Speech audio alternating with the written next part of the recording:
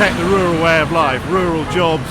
We want good quality British produce to put on the plate. We don't want imported food from around the world grown by corporations, and that's really why we're here. We're not here protesting against the tax per se, but given the way farms are structured and the very, very small margins they work to, we cannot afford this tax. It's as simple as that.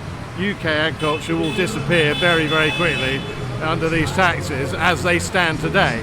So we are asking for a softening, not necessarily a complete eradication, but a softening of what they're proposing.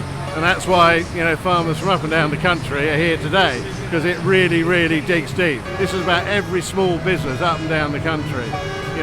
Businesses that support farms that support businesses, but even other businesses. We're all going to be affected by these changes. Then you put on top of the national insurance changes, the pension changes, the grant systems that they've just cut and stopped. It's all coming at once on the back of a very period of high inflation, when we're already, with our backs to the wall, frankly. And so we've got nothing to lose and everything to gain by being here fighting hard for our industry, our rural way of life, and everybody that's connected to it. That's the bottom line. My farm is too small to be a viable farm for me to earn enough money to support myself on my own. Yet I will still, if I die, my family will be subject to inheritance tax, which they simply can't afford to pay. All this is doing is it's taking away farmland from medium-sized and small farmers and giving it into the hands of large corporations, because corporations don't pay death duties, and they're after the land for carbon capture, for solar farms, for all manner of things. So land prices aren't going to go down. New entrants aren't going to come into farming. It's a land grab, essentially. So we can put land into the hands of large multinational corporations. I think they only see farms as tax evasion, which, as many know, is not the case. There is a lot of big people out there that are using it, but the likes of everybody here today are not those people. And the problem is, you set the threshold far too low, and it's absolute killing. It will kill everybody that's here today, pretty much. We're here today to protest against the government and all the inheritance tax, because it's not a big farm. It doesn't produce a massive income, if any, really. But with this new tax for inheritance, if my mum dies, then I need to find 600 grand to keep the farm, which, no one will be able to do that. So that's why I'm here today. We've got an 88-year-old mother, widowed 31 years ago, who's now got to pay, after April 2026, will pay a massive inheritance tax bill, or a big inheritance tax bill, on a farm that really isn't making enough money to pay it, which is farcical when you consider that a non-farming couple could buy our farm and pass it on with no inheritance tax at all. The threat towards British farming is massive.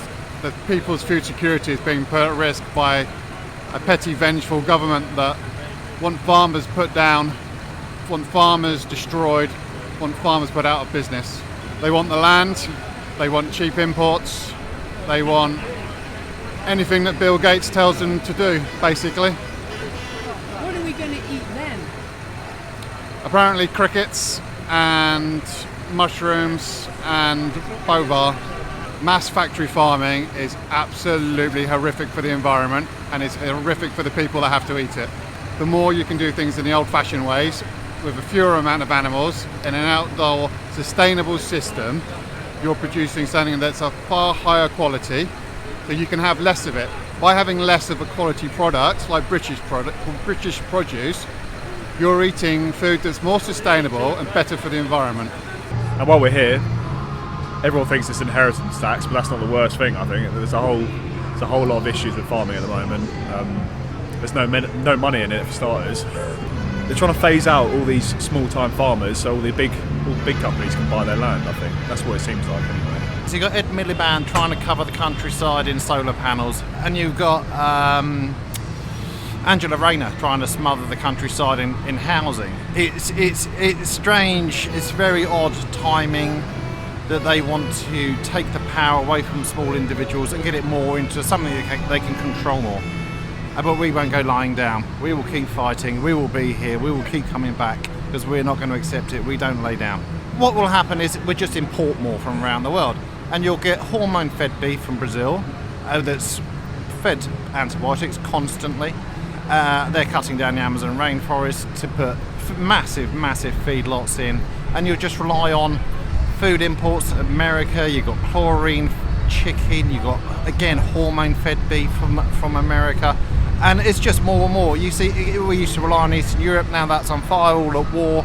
And what happens when there's a poor harvest in the rest of the world? Our food security is just going to be awful.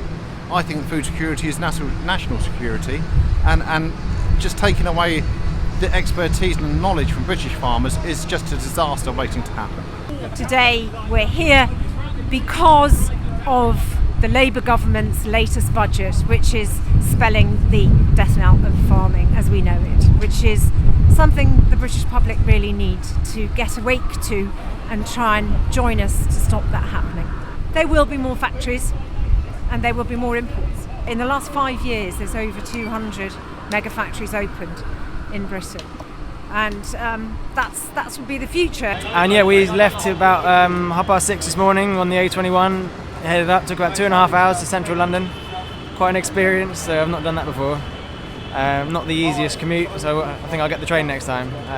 But yeah, no, really good. Nice to see lots of people here supporting a good cause, trying to back British farming and saying, some of these new rules you're putting in, they will have unintended consequences of getting rid of a lot of British farmers and the small farmers, and their grounds are going to get bought up by these companies, corporations, and we're going to end up importing more food, and that's not always a good thing. We need to look after our local food. Farming has no future in the UK unless what we do is valued and we receive some kind of sensible remuneration for the hours we put in, the risks we take and the time we spend. The previous government was hell-bent on Brexit and was prepared to make a deal, any deal, in order to prove that they could do so at the detriment to our industry.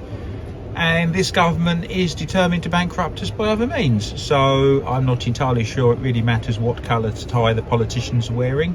But I do not feel that agriculture or food production is valued in this country. Certainly not by government. I think it's ideologically driven. I think the amount of money that the inheritance tax is going to raise is not going to make any difference to the national economy. And they've made a whole lot of promises about income tax, which they haven't raised, and so they're trying to find the money elsewhere. You've got to either back British farming, support it all the way. So they're trying to get rid of the farming business and the farming industry, and they start making this processed food in these big factories you get in, which is not sustainable in the long run. Because you think about it, farming has come from a long generation, from your clothes to your food to your alcohol, it's all based on a farming background. We are currently doing our best to support as we can and doing the work that we can. We've done this for absolutely centuries for our country, and it's all being turned around and thrown at us, and we don't know where to go from now. We just love our way of life, and really we supply you with a beautiful country to live in, which is all manicured by us, food, and really food way too cheap for what you should be really paying for it, but we don't mind that. But when you start interfering with our land and soil, because we're quite an unruly rabble when we get going, and if they don't listen to us, they might find just how unruly we can be. Because it wouldn't take us long with all this lot to stop every motorway, every port. I'm not saying that's what we want to do. If they don't listen, then we come in very nicely today with no intention of being ruffians or whatever, just to try and make them understand the error of their ways.